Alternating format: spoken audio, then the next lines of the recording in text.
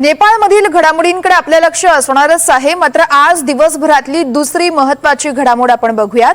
भाजप एनडीएचे उमेदवार सीपी राधाकृष्णन हे देशाचे नवे उपराष्ट्रपती बनलेले आहेत। उपराष्ट्रपती पदासाठी झालेल्या निवडणुकीमध्ये सीपी राधाकृष्णन विजयी झाल्यानं देशाचे उपराष्ट्रपती ते झालेले आहेत। राधाकृष्णन यांना 752 वैध मतांपैकी 452 पहिल्या पसंतीची मतं मिळाली। त्यामुळे 752 वैध मतांपैकी 452 पहिल्या पसंतीच्या मतांनी त्यांचा विजय झाला असून बी सुदर्शन रेड्डी यांना 300 मतं पडली आहेत।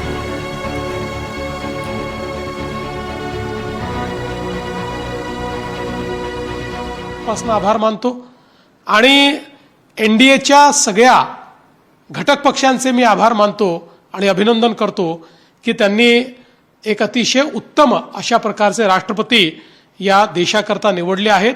मला विश्वास आहे की श्री सीपी राधाकृष्णनजी यांच्या उपराष्ट्रपती पदाच्या काळामध्ये त्या पदाची गरिमा वाढवण्याचं काम ते निश्चितपणे करतील।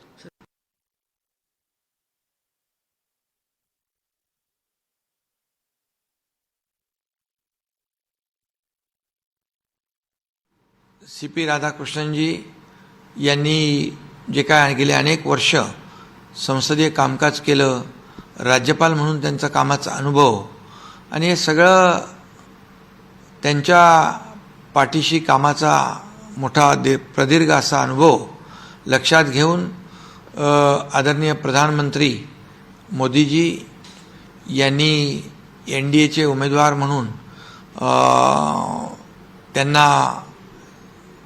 त्यांच्या नावाची जी घोषणा केली याचा देखील आम्हाला सगळ्यांना आनंद आहे आणि प्रधानमंत्री आदरणीय मोदीजी यांचेही मी मनापासून अभिनंदन करतो। उपराष्ट्रपती पदाचे एनडीएचे उमेदवार राधाकृष्णन यांचा प्रचंड बहुमताने विजय झाल्याबद्दल सुरुवातीला मी त्यांचे राष्ट्रवादी काँग्रेस पक्षाच्या वतीने मनपूर्वक हार्दिक नूतन उपराष्ट्रपती महोदयांचे अभिनंदन करतो। देशाचे पंतप्रधान नरेंद्र मोदी साहेब यांच्या नेतृत्वाखाली एनडीएने अत्यंत उत्तम पद्धतीने व्यूहरचना केली। ही निवडणूक प्रचंड चुरशीची होईल असा आभास नेहमीप्रमाणे तथाकथित विरोधकांनी त्या ठिकाणी इंडिया आघाडीने केला होता।